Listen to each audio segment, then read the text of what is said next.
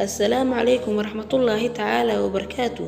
كسو لوada kanaalkeena mar labaad mar saddexaadba waa anigoo ah Yaasiin Qaasim Cali oo idin tabinaya barnaamijka waa taxanaha haliyada ururka Israel qaybtiisii 10aad waxaanu maqalkan kula faguraynaa taariikh nololeedkii mudane Cali Xuseen Maslax ee ah xubintii sideedaad ee dhalinyarada ururka Israel. waxaan isku dayay in badan in aan helo taariikh nololeedkii wiilkan oo dhameystiran balse waxaan helay oo kaliya xoog kooban.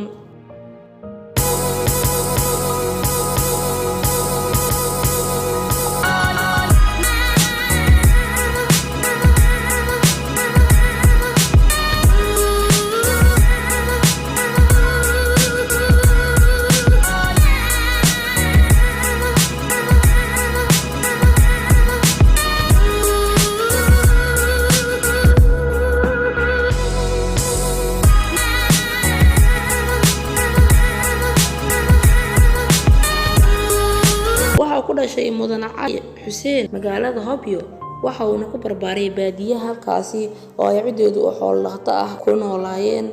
wuxuuna ku noolaa deegaan iska caadi ah sida ay dadka oo dhan ahaayeen xilligii uu yaraa waxa uu soo wareegay dhanka Ayl halkaasi oo Qur'aanka Kariimka ah ka bartay macallin ka mid ah macallimiintii halkaasi joogay.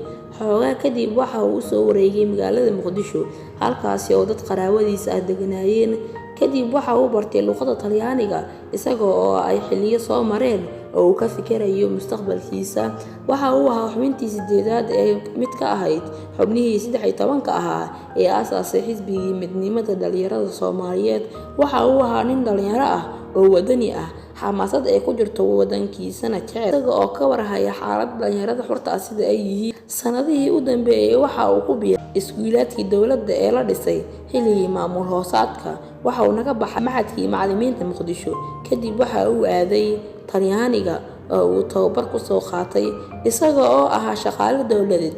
xilligii xukun hoosaadka waxa loo magacaabay xurnimadii kadib la taliyaha safaaradda Soomaaliya ee Mareykanka ee Washington. wassalaamu calaykum.